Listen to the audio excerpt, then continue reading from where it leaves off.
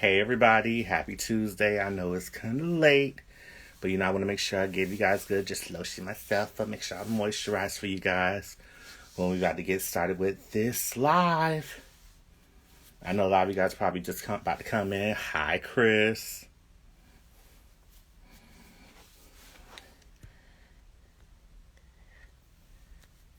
Hey everybody.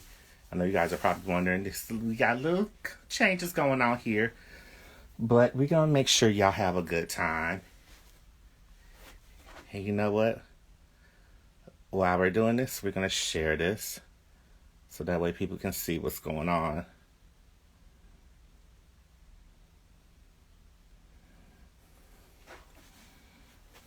So hopefully you guys are enjoying your day. I know the week is starting off kind of busy for us all. We were facing, so y'all see my K-Cup. And it has no coffee in it, for the record. All right, Casey, I see you. My special guest is on here. It's wine. Red wine. It's Pinot Noir. Let's get Casey on here. Let's start this interview. Well, good evening there. Hey.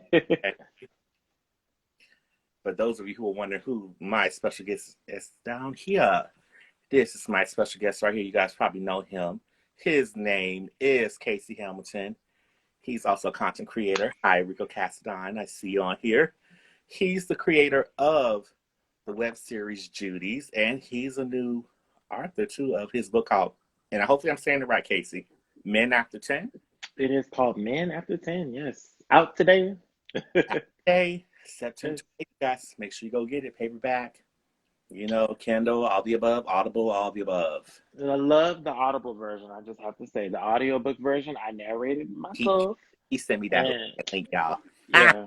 So why don't you introduce yourself to everybody if they don't know who you are while they watch? Hey everyone, I'm Casey. You guys may probably know me from YouTube.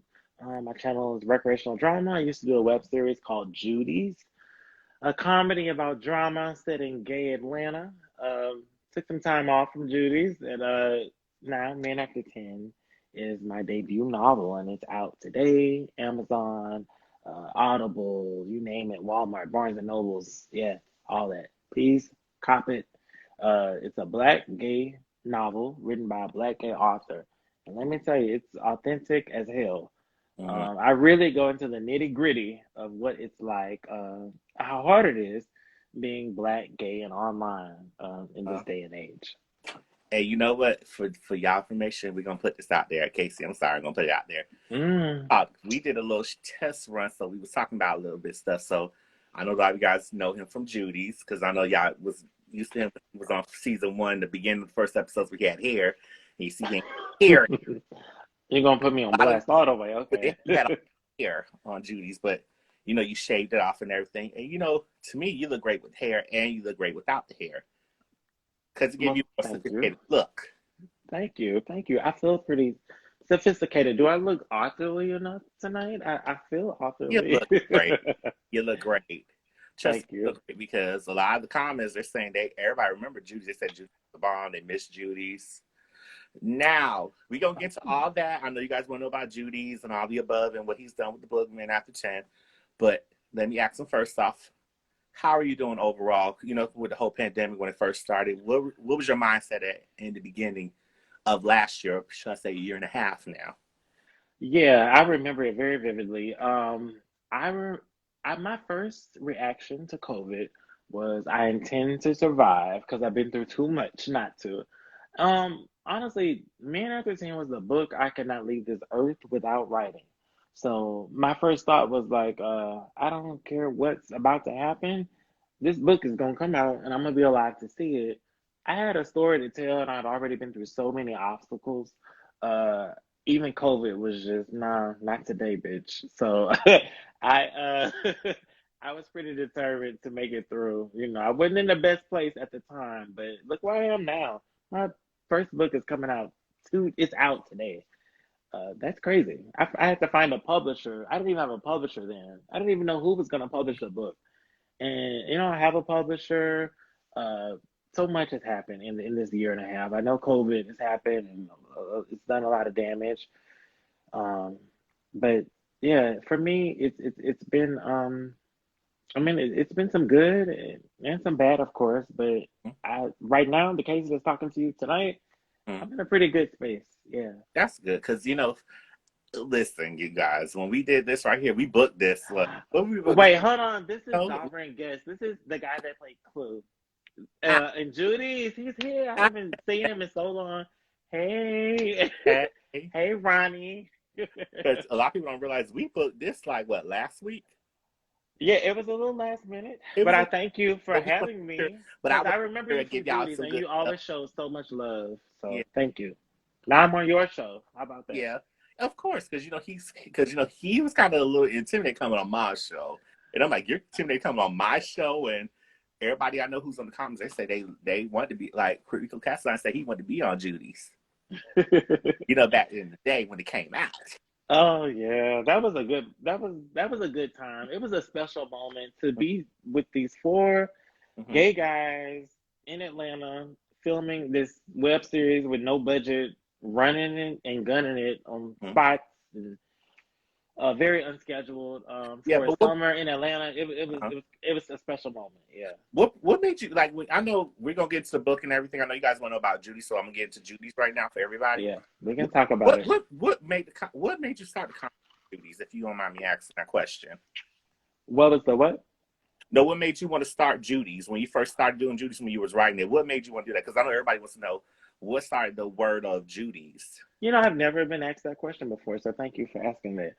Um, I had wanted to do Judy's ever since college. When Elin Harris passed, it really triggered the writer in me. I was very inspired, and I just felt like there was really no one to fill that void that was left behind. And I just felt very inspired, and I did start dabbling around with this concept. It wasn't supposed to be a web series. I tried like making it. I was pursuing screenwriting at the time. So Mm-hmm. I tried to, I made a screenplay for Judy's and I kind of played with that for a while. And then I moved to Atlanta and I felt like, okay, I'll make it happen there. I got a little distracted, caught up in Atlanta and partying and everything like that. But after a few years, I was like, okay, I'm like about to be 25. What's up? I'm a writer. I'm trying to make this happen. I don't care what. And so I had to round up some friends and no budget. And that's how Judy's kind of came about. I couldn't sit on it any longer. I needed to get it out. And even though we didn't have a budget and it was very like amateur in some ways, I'm so proud of Judy's because if I sat on that, Judy's was great because I like it everybody. was funny. Yeah. Everybody on the cast, I love everybody on there. Nice. Because I thought to me, I was like, this is actually really good. And the writing was very strong. Thank you. Thank you. That was all me. I was the Oh, writer, the editor, the director, the actor, voiceover, casting. I don't think people realize that. Like Judy's was a lot for me. I didn't have like a crew. It was me, some of my friends who were also actors on the show, and some people that we met along the way. And it was just very much this ongoing thing. Like yeah. mhm. Now, when you started doing, I know when you started Judy's, I know you had so many different ideas because I know when you're young like that, and we're not that far in age, but I know back Okay. then Don't put all when you my started business out there Judy's, now. what? Now I ain't gonna put all that out there. No, we ain't saying all that. But I know when you start getting the bug and everything, you start Judy's. What made it? How was the production wise and everything? How did it make you really feel when it was time um, to, when you was Judy's, but then at the same time you probably want to do other stuff, but you had to give that attention to Judy's because I know sometimes when you do a web series, it's a lot of work you have to put into, it, especially when it's independent wise. yeah. How did that really You make you like feel creative feel? wise? I was happy. That was a Mm-hmm. happy time for me. Writing, I was starting it I because was I know I it's was two different. happy because I was creating. I wasn't sitting on something. I wasn't talking about writing. I was doing what I said I was gonna do, and I've been wanting to do this since college. Um, So it felt very good. I was happy. I was gaining a following. I was pursuing. It was things happening for me. A lot of opportunities came off of Judy's. I was proud of it. I just wanted to keep things going, keep the momentum. Now that was a little hard because with me playing so many different roles, I kind of got burnt out. But between us, we had a lot of fun with all these guys and everything. We had a lot of fun. We really did. So that's good. So basically, everybody you had on the show, you guys actually got along with each other, correct? Well, it's a bunch of gay Or was it guys kind of friction, like, with no budget, spending a summer together, and there's always drama, and we in Atlanta, so I ain't gonna lie to you, it's some drama, some good drama and some not so great drama, but overall, it was really a special time. We were all a certain age, and there's a certain time for all of us, and everything just lined up, and I'm really glad things happened the way that they did. Yeah. mm-hmm. I'm so happy. Yeah, I'm reading the comments. I'm sorry, I'm a little distracted. No, read the comments. It's okay. This is the whole point of us doing the Yeah. interview, so that way you can get the feel of Oh, that's me my Aunt interviewing you, Lou. plus She said, "Bring see out what the the dirt." comments or what. Yeah. So June 25 when I felt very grown. 25 was like a pivotal age for me. Beyonce had just put out a self-title, and she had grown women floating around for like a year, and I felt very grown in that summer. And I was just like, can't nobody tell me nothing. I'm Casey Hamilton, and I'm doing my damn thing. I'm not talking about this thing. I'm making it low budget, and I'm making things. I'm getting views on YouTube. I'm gaining a following, everything like that. And that's how I look back at Judy's. It was really me coming into my own, in a way, and I just felt so happy to create. I mean, yeah, there was some drama. I'm not gonna lie to you. And Judy's did take a toll on me by me taking on so many different roles, but I'm so proud of Judy's. Even if I were to watch Judy's right now, it would still make me laugh. And there's not too many It's shows still this watching it that you can say that before we about. had our private talk, before we got live. I was watching, Yeah. like, really watching again. I said, "Wow, Hmm. this is still really good." That's always good to hear. I was really impressed. Now, because we know a lot of people know you had your moment where Judy was no more, and you started writing your video. uh, I think it was a video, and you were saying that Judy was no more. On to that.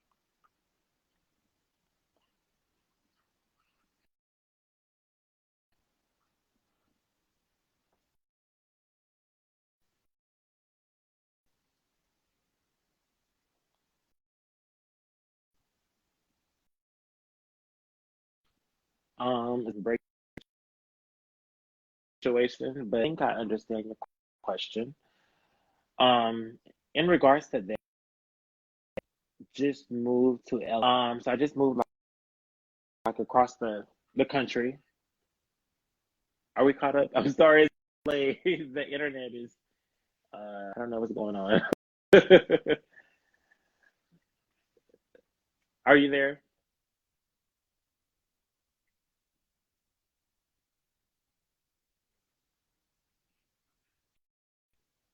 Um, I'm here. Can you hear me? Do you see me? Hear me?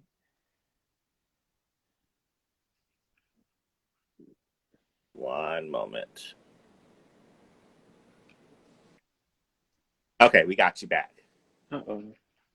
Sorry about that. Okay. All right. That was You're back. scary.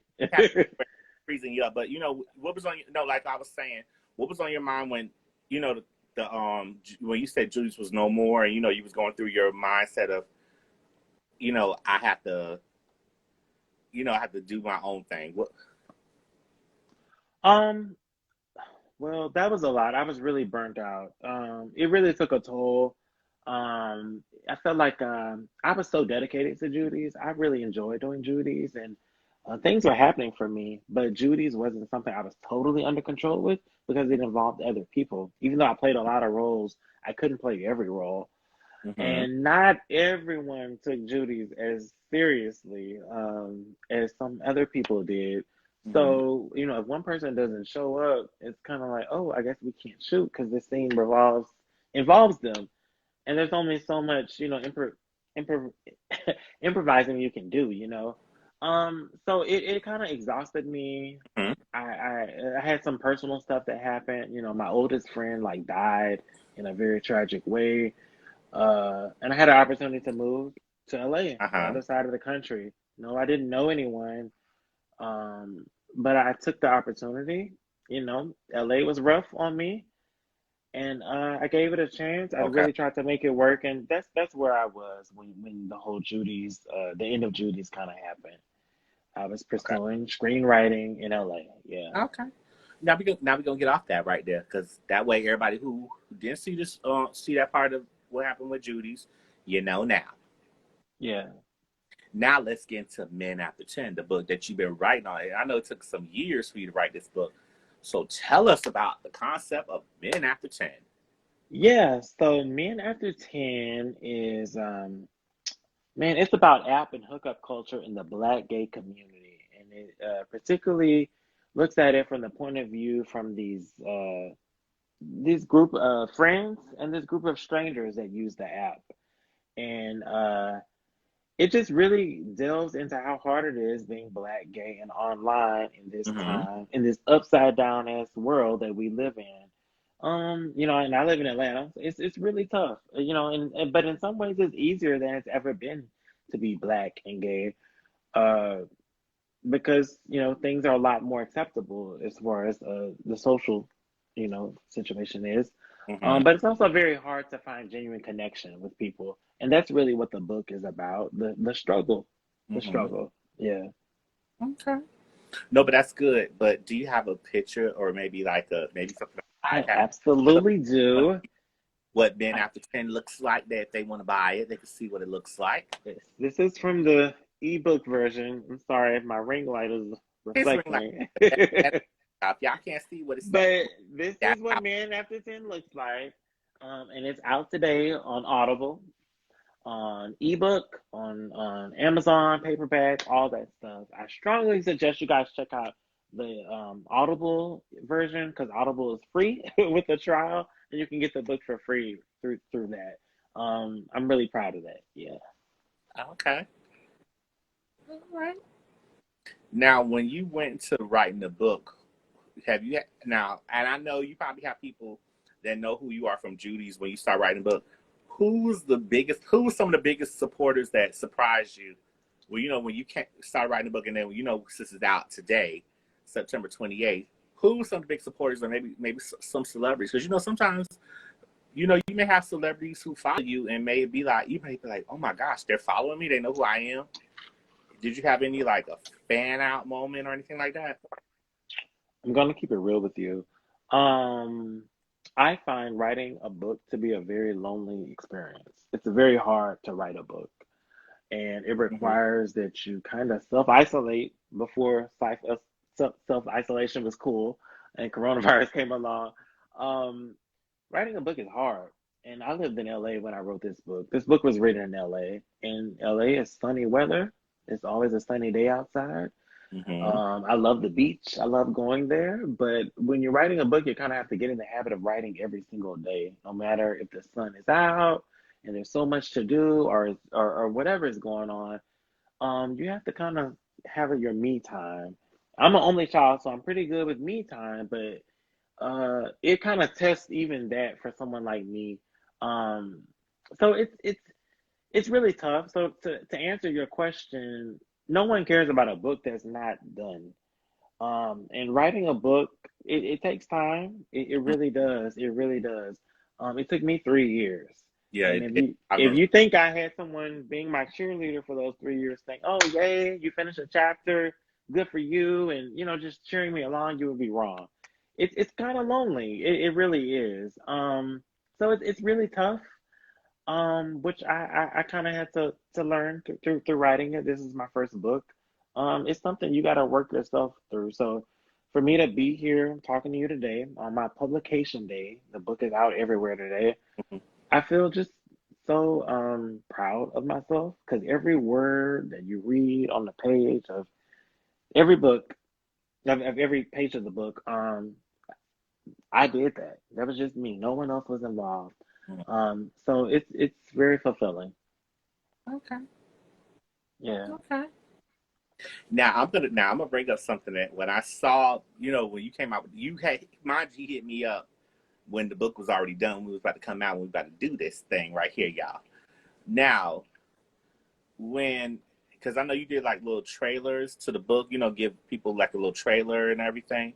Yeah. It's Have you yeah. have you has any spark of interest want to make it turn into maybe like a TV series or maybe like a movie type thing? I would love to see that happen.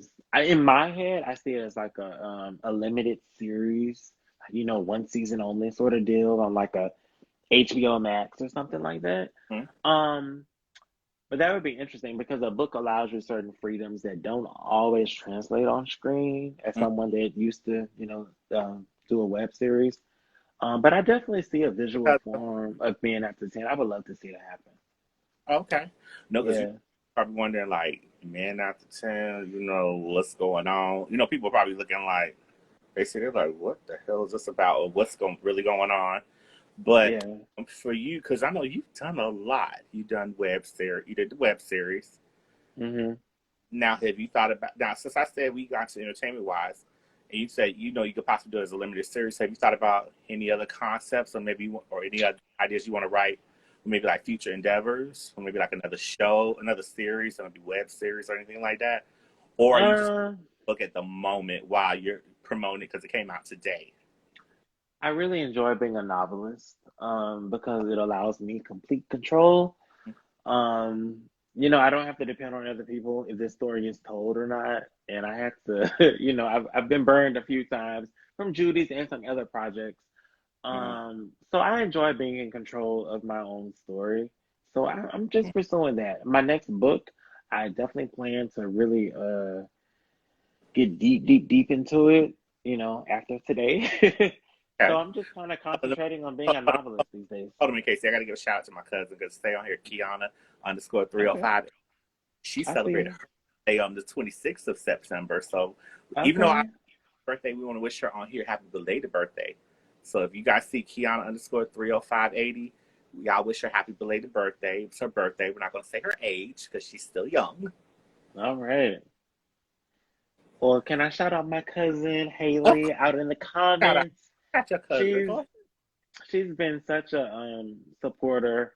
I appreciate her so much. Like I just told you about how hard it is to write a book.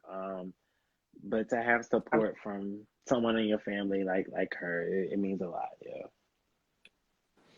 Trust me, it's a lot. Trust me, I got family because my cousin Kiana, the one you see on here, she has Yep.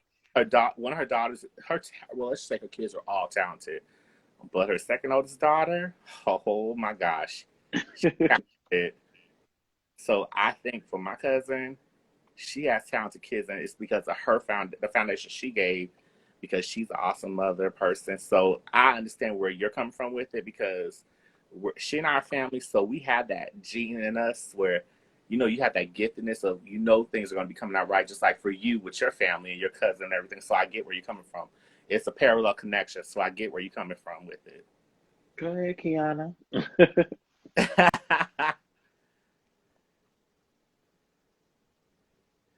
But we're happy for you because you're doing your thing. Now Thank you. let's get now since we already went to the book and everything, Yeah. and let's get to the fun part of different stuff so that way people can know a little bit more about Casey Hamilton. When you're not writing the book and you're not trying to direct or produce anything, what do you like doing on your spare free time? Wow, that's a good question. Gee, I work a lot. I'm not gonna lie, I work a lot.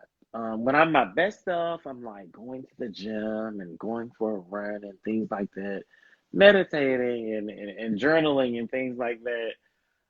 When I'm not maybe my best version of myself, I like to drink, so um, I don't mind pulling up to the local bar and seeing what's up, There's nothing wrong or something like with hour. that. There's always Yeah, I happy love a good somewhere. Sunday fun day.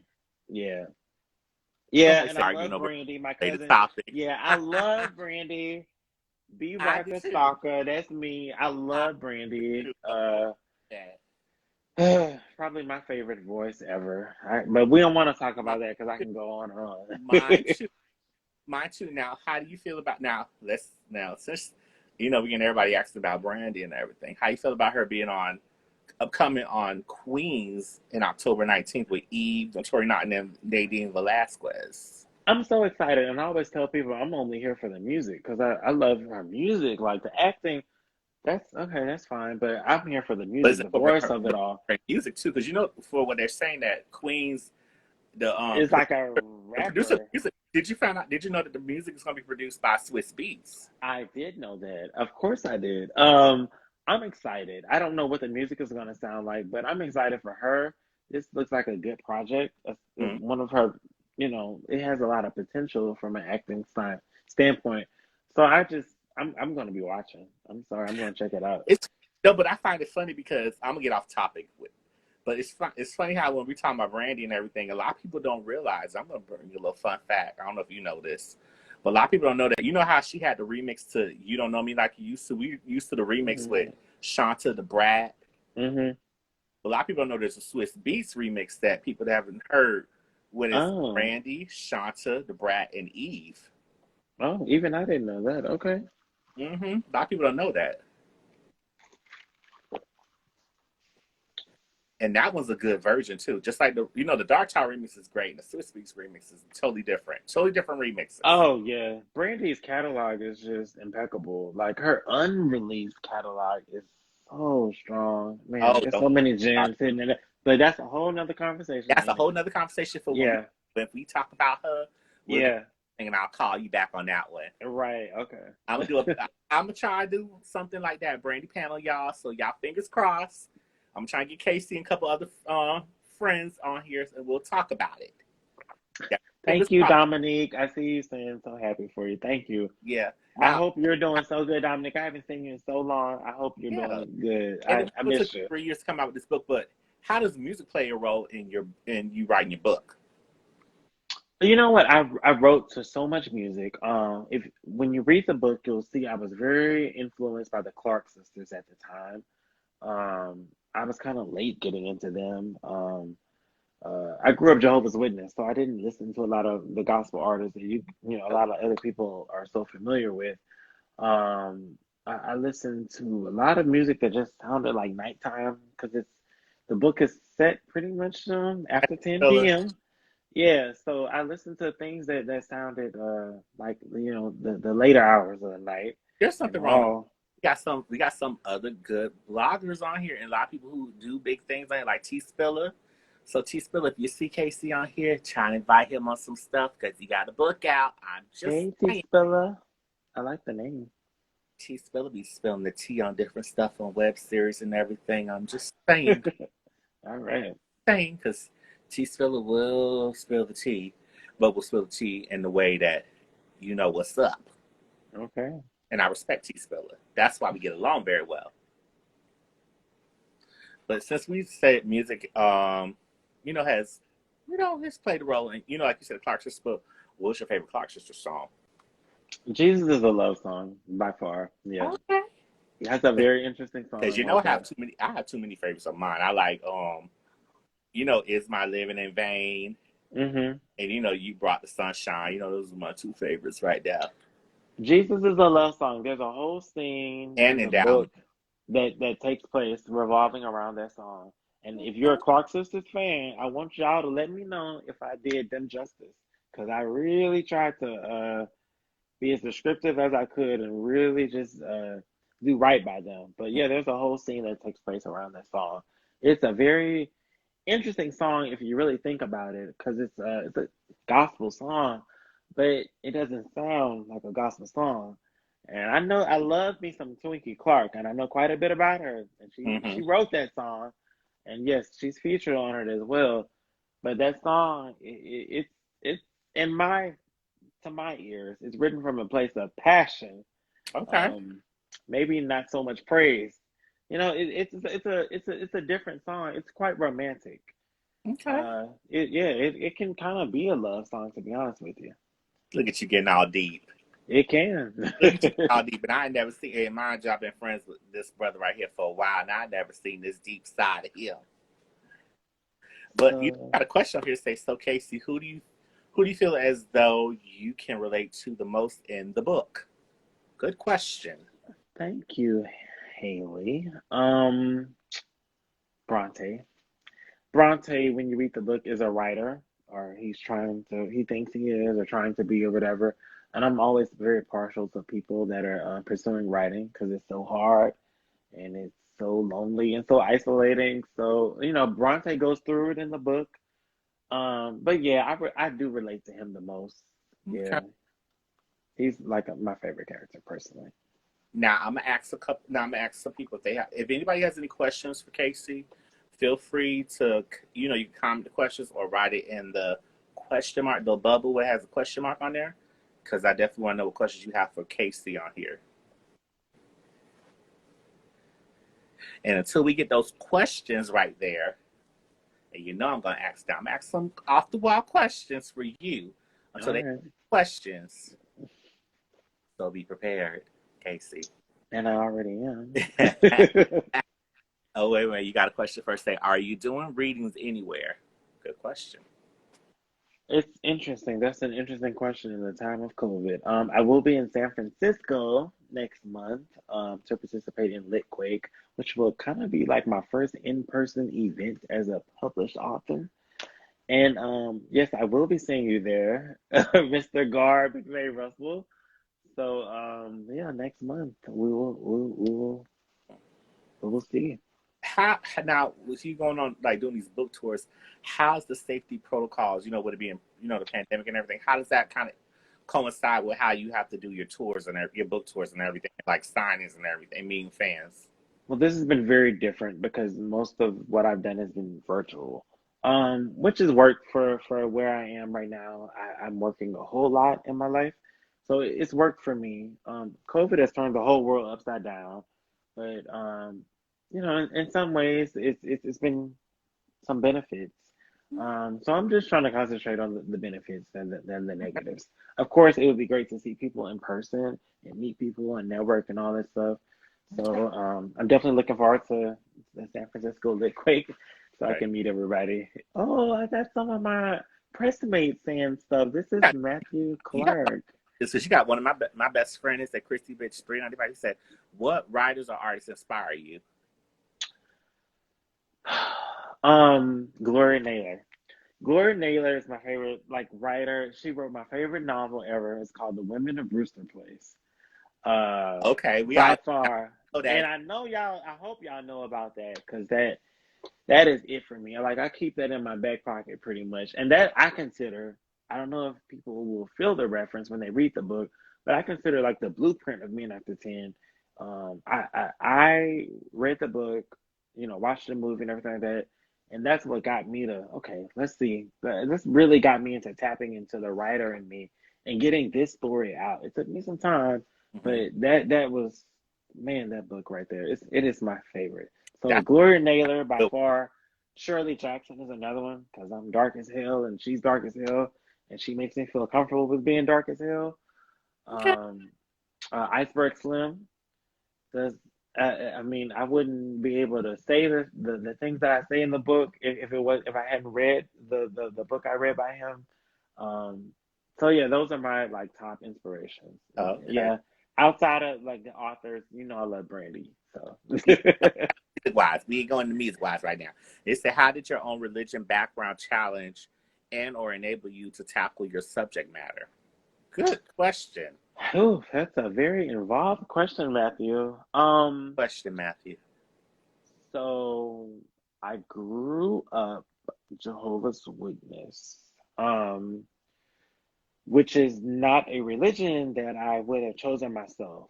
Um, if I don't know how many people know much about Jehovah's Witnesses, but for me, it was very rough growing up with that kind of religious background because I was gay, I was black. I grew up in a shotgun house, so it just made me different in a lot of ways. But And it's being Jehovah's Witness on top of it made me a lot more different. Like I couldn't celebrate my own birthday birthdays. or Christmas Yeah. Because I and heard things like that. because So I heard it was rough. about that. Like Latoya Jackson, Janet Jackson, back in the day, they brought that up back in the day. I remember them saying that. So it's funny you said that. Yeah, it was rough, and there is some of that in the book. The book, it does delve. I mean, of course, it's made after 10, and it's all the things you would assume it would be with that kind of title. But I consider it, it is quite a bit to do with the concept of God or higher power. I I, I think so. Okay. Now you got your boy saying, as a writer, what kind of eyeliner do you use? He's Okay, so so shady on this is a shady bitch in that. Atlanta. He's so shady on that one. Yeah, this is a model riding hoe in Atlanta that I don't know. No, he's actually quite the artist these days, a very expensive artist. My eyeliner is all kinds of things these days. I love I can't think of the name of it. I'm sorry, I can't think of the name of it, but I'm experimenting. But Ronnie, I love Amy Winehouse, so don't even Okay. front. Okay. Okay, Mr. Back to Black. Yeah. Sorry, that's just one of my favorite albums from Amy Winehouse. When you said it, I'm sorry. I mean, my name on here is recreational drama, so I'm yeah, saying, Casey, don't yeah. try, don't be bestie with me. No, but now with all these accomplishments that you're getting, because you're getting a lot of accomplishments. I know it took some time, but how do you feel that your success has humbled you or keep you grounded throughout the years? I've always stayed humble. I'm not gonna lie. I grew up in a shotgun house. My bedroom was in the same room as the washer and dryer, so I've always maintained a sense of humility. I'm so serious with you. I'm Yeah, I'm always down to earth. I have a book out today, and I'm very proud of that. But I still consider myself to be a very approachable person, and just a regular guy. Mm-hmm. Now you got a question saying, "I see you gave everyone a taste of Chauncey through the Audible sample. Is the character he's in your favorite chapter? If not, what is your favorite chapter and why?" Oh, thanks, Lou. That's my aunt Lou. Uh, I love Lou. My favorite chapter in the book is chapter 3. Hey, Chapter Dick. 3 is called the loneliest double cheeseburger. That is my favorite chapter. Okay. It's the longest chapter in the book. When you guys read it or hear it, however you experience the book, the story, really pay attention to that chapter because it's very special to me. I think it does such a great job at highlighting how hard it is on these apps. Although the apps make things easier to meet than it's ever been, it also makes it easier than it's ever been to just kind of wash your hands with someone. And sometimes when we're caught up in the app life, we forget that people are people and we're all humans and we're not just our body parts. That's true. Because Yeah.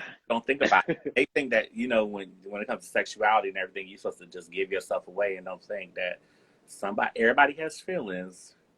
We do. And there's nothing wrong with that. If you're human, I mean, that's one of the defining traits of being a human is having feelings. But if you stay in this world that we live in right now, too long, it will have you feeling bad about having legit just feelings, just being sentimental sometimes, and feeling a kind of way about something. So I just embraced that when I wrote this book. Hmm. Hmm. And Yeah. also, chapter with the Clark sisters, right? Love that chapter. Oh, that's sweet. You getting love on that Matthew, oh, he liked that book. That means a lot. Matthew has a book out called Doubting Thomas, and he's signed to the same publisher as me. one. Okay. He's shown me so much love. I'm gonna see him next month when I come to San Francisco. So thank you, Matthew. Okay. That's what's up. So you getting a lot of love. Oh. And see, mind you, you all, he was worried that he wasn't gonna get that much love on here. I mean, I'm an He's a only little shy, child. acting a little shy. I'm just like y'all know he's a little shy. Oh, Just this say, is my girl. This I used to run into her oh, all the time in LA, and she just joined. Hey. you got another question saying your tenacity has always inspired me. What is the source of your motivation? Good question, people. Good Honestly, question. Dominique, and you can probably say the same thing. If you're a creative, you're just wired a certain kind of way. And for me, I'm a writer, so I'm just drawn to stories and storytelling. Sometimes I get a little distracted. I get caught up in other things that take me off of, my purpose. But my purpose is writing. And let me tell you, this year has been a lot of things for me. But if it hasn't done anything else, it's reaffirmed my purpose, why I'm here, and who I am. And I'm never losing grip on that again. Mm-hmm. So So basically, that's what you've learned about yourself. Is basically what you're saying. yeah, and I've learned to love myself. Mm-hmm. When I started writing this book, I didn't love myself, and the Casey that's talking to you today, I love myself, and I'm holding on to that person. Yeah, Okay. And mind you, this is the first time I'm hearing this from my own friend right here. yeah. It's like I Oh, think it's friend, like the hearing this. story is like a story about self love and that whole process. It's some healing, but you have to go through some hard stuff to heal, Mhm. and that's kind of what this book is to me. Okay. Now, since we got into Men After 10, which is out right now, you guys can go get on every book's website and everything. Like he said, Audible, Barnes and Noble, all the above. Support my way and everything. Shameless plug on that. But anyway, where do you see yourself in the next few years? Maybe like next 5 years or so for Casey Hamilton. Wow, that's a question I did not expect. Next 5 years for me. Um, I hope my next book will be out by then. I'm a little scared about my next book because it's pretty intense. Even some ways it's more intense than Men After 10 is. But I'm a very like meticulous person. I'm very hard on myself. And I want to do it right. So I hope my next book is out. I'm an author nowadays, so I just want to still be doing my authorly thing, being Hmm. creative. As long as I'm being creative, I know I'm doing something right in the world. So yeah, as long as I'm putting stories out still, then I think I'm probably good in 5 years from now. Okay. I would just want to say, anybody have any more questions? But somebody else just came up with a question saying, what lessons do you think Man After 10 can teach the younger generation? Great question. Whew, that's a very good question. Men After 10, as I told you earlier, is a black gay novel written by a black gay author. But It wait, hold really on. delves into what it's Hold like. on a minute. Hold on a minute. I don't mean to cut you off. Now, Yeah. even if it's a black gay author, but some people they may think, when it comes to labels of people, somebody maybe from LGBTQ community, now from somebody that's like who's, straight or whatever, what makes you think that your stuff is just as good as theirs? Because people are going to compare it because they go into labels by what your sexuality is. How do you keep yourself motivated from that to go inside with? Um, I'm not sure if I understand your question, but I own who I am. I'm a black gay author. Yes, I own that. I love being a black gay author. That does not mean that every story that I tell is necessarily black and gay. Mm-hmm. Yes, this is a black gay story, but you would be Mm-hmm. surprised when you read it. Um, it's called Men After 10. It's Mm-hmm. not called Gay Men After 10. There you go. So there is some people of a different background involved, and you might be surprised at some of the other people that may be able to relate to it. It's Okay. not Because yeah. So when people hear like somebody saying that maybe they're gay or bisexual, all the above, they think they try to you know label people, which I don't like that because I feel like if you who you are, you're gonna be who you are regardless. And I feel hmm like we put everything in categories like that. I feel like we take the meaning of maybe like the work or the content, away. yeah, But I'm not saying you're doing that. I'm saying other people may take that away. right, yeah. What was the original question? It was like Oh, it was how do you keep yourself focus from it, because a lot of people, they're going to think, okay, here's a gay Black Arthur. They're going to be like, oh, he going to talk about the same stereotypical storyline. How do you keep No, yourself like motivated and do something different from what people may think? That's basically what it was coming across as. I don't write stories that have already been told. I wrote this story because I felt like it was necessary. Like the movie Moonlight had just come out when I like started writing this, and people, it was like it won like the Academy Award for like Best Picture, and people was giving these rave reviews. And for me, You and talking about when it people, look, right? I'm gonna look you in the eye when I say this, because you and I grew up in the story in the time of the DL brother and what that meant. Moonlight was the story of the DL brother, and it Mm, didn't even fully explore that. That movie really left me wanting more. It was very it really left more to the imagination, and it was very unsatisfying, and that just motivated me even more to really delve deep. So when I wrote Man After 10, the reason why it sounds as raw as it does is because although there's more gay stories being told, I feel like there's a lot of stuff that's being left out. Gay men, mm, certain things are important to them that just come up pretty much every day in conversation. So in my book, it would matter if someone was a top or bottom, if they yeah, douched or didn't, things like that. I really incorporated into this book, and you can turn on Netflix right now, but you ain't gonna hear those words I just used in most of these shows you turn on right now. you But if you roll the streets of Atlanta like I do, you will. So it's a book that's bound in reality. So Men After 10, available everywhere today. good answer. I like that. That was a Yeah. great. Now, since she basically answered all my questions, and I think everybody already answered the questions and everything, where can people find you, like on social media? If they want to keep up with you, because you're gonna have a lot of people hitting you up who are already your fans and my fans Yeah. who are supporters. I ain't gonna say fans. I say supporters. Right, supporters. I'm recreational drama on Instagram. I'm recreational drama on Twitter, also spelled RECREATL drama. And everywhere else, I'm Casey Hamilton, author of Men After 10, which is out today on Audible, Amazon, Barnes and Noble, Walmart, everywhere. Please support it. It's a black gay story that's not afraid to be a black gay story, written by a black gay man. So. Now, have it now. I saw another question, even though you already answered yourself about how we could find you. Did any of your exes inspire any of the books? I mean, the book or anything like that, or chapters in the book, I should say. I wouldn't say exes, I would say experiences inspired it. Um, I would say experiences. Okay, all you have to say. You ain't gonna give them much attention. And like I Yeah, said, Thomas says recreational drama. That's how you can follow him. yes. And the people who are on here who because of him, you can follow me at KTookes85, and that's on Twitter and Instagram. And you guys can subscribe to my YouTube channel also. So the link is in my bio when you follow me on Instagram. That way, if you missed the interview of Casey and I on here, it'll be on IGTV. That way you guys know. But it will also be on YouTube. And I'm going to send him the YouTube link so that way you guys can, if you missed everything, because I know sometimes IGTV, you don't want to see everything. It may take a while for you to fast forward everything. YouTube, I'll have everything for you soon. And I'm going to send it to Casey so that way he can share it on his YouTube channel, hopefully, because, he has thousands of subscribers, darling.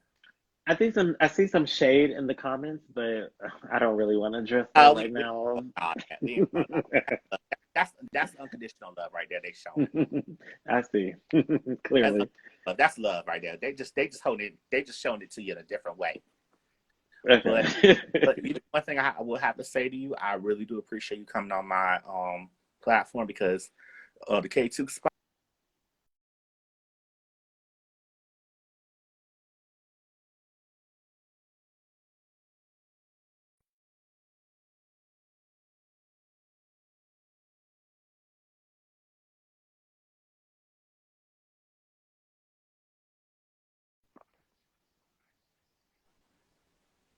we're gonna wait just a I little thank bit on you here. for having me. Can you hear me? Okay, I can hear you now. I was telling you that Okay. coming on my platform. I didn't think you actually want to come on here because when I hit you up about it, you were so like, oh, we could do something. I'm like, okay. But I thank you so much for coming on my platform. Thank you so much for having me. Now you Thank got you for my understanding friend. that I'm Okay. shy and maybe that makes me a little weird in some ways. But thank you so much for having me on your show. Thank you, Matthew, Haley, Ronnie, Dominique, everyone that showed love out in these comments. Yeah. Distracting me, but no, thank you He so loves much. it, y'all. He's holding it in. But we appreciate you because if you need me to do anything, if you need to be on the little panel, if you do a live or anything like that with just friends or whatever, hit me up. Okay, thank you. And we exchange numbers. We'll get off when we get off this thing. We're gonna go off camera. He and I will exchange information, but that way you guys won't have to know all that. All But right. we appreciate you guys for watching this live, and it will be on YouTube shortly, or maybe if you guys are watching right now, it'll be on YouTube while you're watching. Mm. But we appreciate you guys. Casey, thank you so much. And like we said, get his book, Men After 10, is out right now. Congratulations. It's out right now, September 28th. It's a big celebration to him, and we have to cheers to him on that. And we're out, you Thanks, guys. guys. So, Bye. bye, y'all.